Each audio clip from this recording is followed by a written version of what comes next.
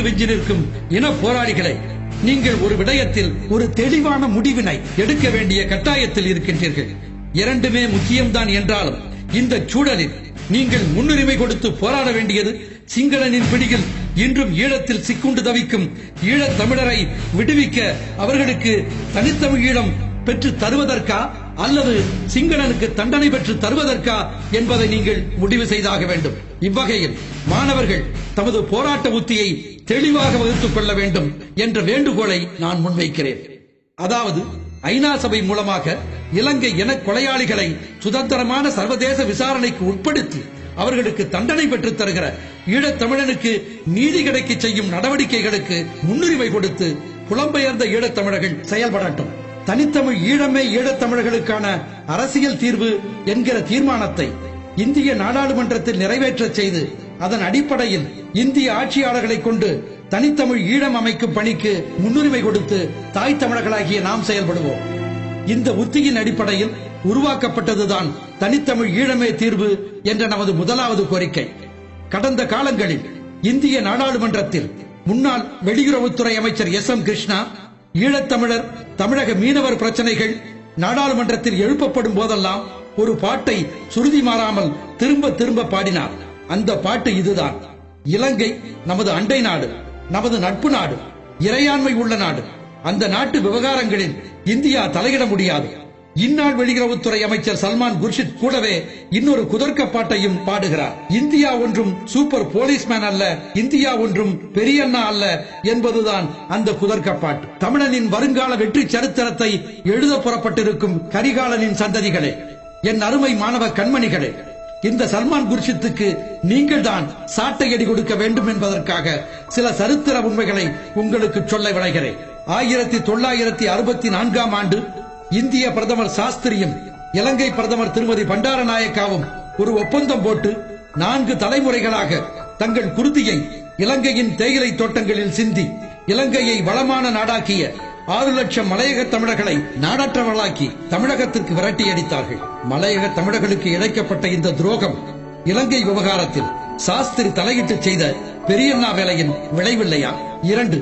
1971 ஆண்டு இலங்கையில் ஒரு பொது உடைமை புரட்சி வெடித்தது. அதனை முன்னின்று நடத்தியவர்கள் இன்று இனவாத கட்சியாக மாறிப்போன அன்று பொது உடைமை கட்சியாக இருந்த ஜேவிபி என சுருக்கமாக அழைக்கப்படும் ஜனதா விமுக்தி பெரமுனா என்ற கட்சியினர். புரட்சிக்காரர்கள் கொழும்பு நகரை கைப்பற்றி கொழும்பு வானொலி நிலையத்தையும் கைப்பற்றிக் கொண்டார்கள். அப்போது இந்திய பிரதமர் இந்திரா காந்தி இந்திய ராணுவத்தை இலங்கையில் இறக்கி புரட்சி செய்த இளைஞர்களை எல்லாம் கொன்று குவித்து இலங்கையை காப்பாற்றினார். 25,000 சிங்கள இளைஞர்கள் கொல்லப்பட்டதாகவும் 18,000 சிங்கள இளைஞர்கள் சிறைப்பட்டதாகவும் அன்று ஊடகங்கள் செய்தி வெளியிட்டன. இந்தியாதானே நமது புரட்சியை அடக்கியது என ஆத்திரம் கொண்ட ஜேவிபி கட்சி இந்தியர் மீதான வெறுப்பை வளர்க்க தொடங்கியது. அதன் காரணமாக ஒரு புரட்சி கட்சி இனவாத கட்சியாக மாறி இந்தியர் மீது கொண்ட வெறுப்பை தமிழர்களுக்கு எதிரான இனவெறியாக மாற்றிக்கொண்டது. 1983 ஆண்டு இலங்கை இனக்கலவரத்தை முன்னின்று நடத்தியதும் இன்று வரை தமிழர்களை இந்தியர்களாக கருதி கொன்று குவிப்பதில் முன்னணியில் இருப்பதும் இந்த ஜேவிபி கட்சிதான். இதற்கு மூல காரணம் 1971 ஆண்டு இலங்கை உள்நாட்டு விவகாரத்தில் இந்திரா காந்தி அதிரடியாய் புகுந்து செய்த சூப்பர் போலீஸ்மேன் வேலை இல்லையா? 3. 1974 ஆண்டு தமிழகத்திற்கு சொந்தமான கச்சத்தீவை தமிழக அரசியல் கட்சிகள், அனைத்திந்திய கட்சிகள் அனைத்தும் தடுத்த போதும், வெளியுறவுத்துறை அதிகாரிகள் எல்லாம் வேண்டாம் என்று தடுத்த போதும் கேளாமல் அரசியல் அமைப்பு சட்டத்தை துச்சமாக எண்ணி இலங்கைக்கு தூக்கி கொடுத்தாரே இந்திரா காந்தி, அவரது இச்செயல் சூப்பர் போலீஸ்மேன் வேலை இல்லையா? பெரியண்ணா வேலை இல்லையா? இந்த சொர்ணாக்கா வேலையால் தானே இன்றும் எம் மீனவ சொந்தங்கள் சொல்லனா துயரை அனுபவிக்கிறார்கள்.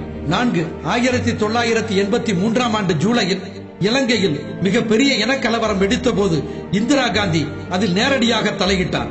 அங்கே நடப்பது இனப்படுகொலை என்பதை உலகுக்கு முதலாக அறிவித்தவர் அவரே. மேலும் ஆபத்திலிருந்து ஆயிரக்கணக்கான கொழும்பு தமிழர்களை காப்பாற்றி கப்பலேற்றி யாழ்ப்பாணத்திற்கு பத்திரமாக அனுப்பி வைத்தார். இன்று வரை இந்திரா காந்தியின் இந்த 2 செயற்பாடுகளையும் உலகத் தமிழினம் நன்றியோடு நினைவு கூர்கிறது. இலங்கையில் வாழும் இனங்கள் 2.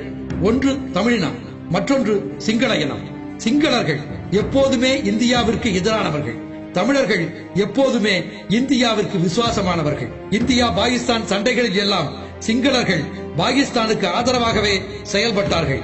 ஈழத் தமிழர்களோ இந்தியாவின் பக்கமே நின்றார்கள். ஒரு நிகழ்வை குறிப்பிட்டாக வேண்டும்.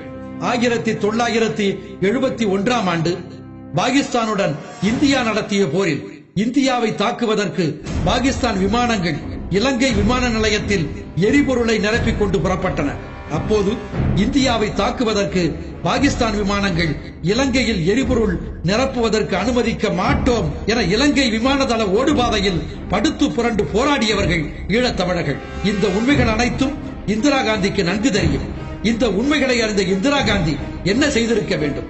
1971 இந்திய ராணுவத்தை கொண்டு வங்கதேசத்தை அமைத்துக் கொடுத்ததை போன்று 1983 ஆண்டே தமிழ் ஈழத்தை அமைத்துக் கொடுத்திருக்க வேண்டும். அவ்வாறு செய்திருந்தால் இந்தியாவின் காவல் கோபுரமாக அல்லவா திரிகோணமலை திகழ்ந்திருக்கும். சீனா இலங்கைக்குள் நுழைவதை பற்றி சிந்தித்தாவது பார்த்திருக்குமா? மாறாக இந்திரா காந்தி என்ன செய்தார் தெரியுமா? தமிழீழ போராளி குழுக்களை இந்தியாவிற்கு அழைத்து வந்து ராணுவ பயிற்சி கொடுத்து ஆயுதங்கள் கொடுத்து இலங்கைக்கு அனுப்பி அவர்களை கொண்டு இலங்கையை பயமுறுத்தி இலங்கையை தனது கட்டுப்பாட்டுக்குள் வைத்துக் கொள்ள முயன்றாரே தவிர ஈழத் தமிழர்களுக்கான உண்மையான விடுதலையை பெற்றுத்தர அவர் விரும்பவே இல்லை. ஈழத்து சிக்கல் இடியப்ப சிக்கலானதற்கு அடித்தளமிட்டது இந்திரா காந்தி 1983 இலங்கையில் மேற்கொண்ட அரைகுறை பெரியக்கா வேலை இல்லையா? 1987 ஆண்டு யாழ்ப்பாண தமிழர்களை பட்டினி போட்டுக் கொள்ள இலங்கை முயன்ற போது தாய் தமிழகம் கொந்தளித்து எழுந்தது. அன்றைய பிரதமர் ராஜீவ்காந்தி இந்திய அமைதிப்படையை இலங்கைக்கு அனுப்பினார். தமிழீழம் அமையப் போகிறது என தமிழர்கள் எல்லாம் மகிழ்ந்தார்கள். ஆனால் நடந்தது என்ன? இந்தியாவின் உயர் அதிகார பீடங்களில் இருந்த தமிழர்களின் பரம்பரை பகை சக்திகள் ராஜீவ்காந்திக்கு தூபம் போட்டு சாம்பிராணி காட்டி நோபல் பரிசு ஆசையை ஊட்டி ராஜீவ் ஜெயவர்தனை உடன்படிக்கை ஏற்பட செய்து தமிழர்களின் தமிழ் ஈழ கனவை தகர்த்து எறிந்தார்கள். வழக்கு ஈழத்தமிழர்களுக்கும் சிங்களர்களுக்குமானது. எந்த உடன்படிக்கையானாலும் இவர்கள் இருவரும் தான் கையெழுத்திட வேண்டும். ராஜீவ்காந்தி வேண்டுமானால் சாட்சி கையெழுத்திடலாம். ஆனால் ராஜீவ்காந்தி ஏன் நேரடியாக ஜெயவர்தனையுடன் ஒப்பந்தம் செய்து கொண்டார்? இது இலங்கை விவகாரத்தில் ராஜீவ்காந்தி மேற்கொண்ட பெரியண்ணா வேலை இல்லையா? இதுவல்லவோ சூப்பர் போலீஸ்மேன் வேலை.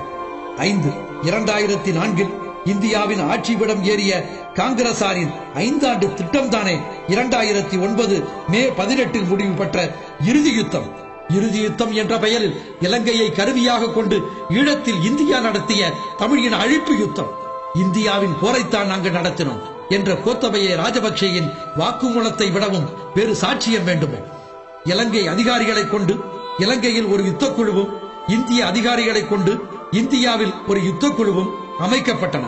இலங்கை யுத்தக்குழு தனது அன்றாட ராணுவ நடவடிக்கைகளை இந்திய யுத்தக்குழுவிடம் தெரிவித்து அவர்களது அனுமதியும் ஆலோசனையும் பெற்று செயல்பட்டதாலேயே இந்த வெற்றி சாத்தியமாயிற்று என்ற கோத்தபய ராஜபக்சேயின் கூற்றை விடவும் இந்திய இலங்கை கூட்டு களவாணித்தனத்திற்கு வேறு கூடுதல் சாட்சியமும் வேண்டுமோ? தமிழக அரசியல்வாதிகள் கோமாளிகள் என பொன்சேகா குக்கரித்தானே. ஏன் இந்திய ஆட்சியாளர்களோடு போரை நிறுத்துவதற்கு பதிலாக தங்களை சாடிக் கொண்டிருந்த தமிழக அரசியல்வாதிகளின் தற்குறித்தனத்தை கண்டு நகைத்து பொன்சேகா உதிர்த்த பொன்மொழிதானே அது?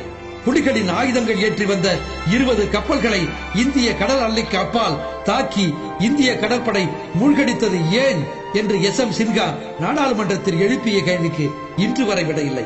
எனவே இலங்கையில் செய்கிற பெரியண்ணா வேலைகள் எல்லாமும் செய்து எம் தமிழினத்தை கொன்று முடித்துவிட்டு இன்று உலக மகா உத்தமர்கள் போல இலங்கையின் உள்விவகாரங்களில் தலையிட இந்தியா சூப்பர் போலீஸ்மேனோ பெரியண்ணாவோ இல்லை என இந்திய வெளியுறவுத்துறை அமைச்சர் வியாக்கியானம் பேசுவது கடைந்தெடுத்த கயமைத்தனம் அல்லவா? இந்தியா என்பது இத்தாலிய பெண்மணி சோனியா காந்தி அல்ல. இந்தியா என்பது பாகிஸ்தான் அகதியும் உலக வங்கி அதிகாரியுமான மன்மோகன் சிங் அல்ல. இந்தியா என்பது இந்தியாவின் சரித்திரம் அறியாத சல்மான் குர்ஷித் அல்ல. இந்திய அரசியலமைப்பு சட்டத்தையே திருத்துகின்ற வல்லமையுள்ள உச்சகட்ட அதிகார அமைப்புத்தான் இந்திய நாடாளுமன்றம். அதனால் தான் முதலாவது கோரிக்கையாக தனித்தமிழ் ஈழ கோரிக்கையை இறுதி செய்து வாக்கெடுப்புடன் கூடிய தீர்மானமாக நாடாளுமன்றத்தில் கொண்டு வந்து நிறைவேற்ற வேண்டும் என்றும் அதனையே இலக்காக கொண்டு மாணவர்கள் தங்கள் நகர்வுகளை திட்டமிட்டு நகர்த்த வேண்டும் எனவும் கேட்டுக்கொள்கிறேன். இந்திய நாடாளுமன்றம் தான் இந்தியாவின் ஆன்மா. இந்தியாவின் ஆன்மாவை உசுப்பி நியாயம் கேட்போம். நியாயம் கிடைக்கிறதா பார்ப்போம். கிடைக்காவிடில் கிடைக்கிற வழியில்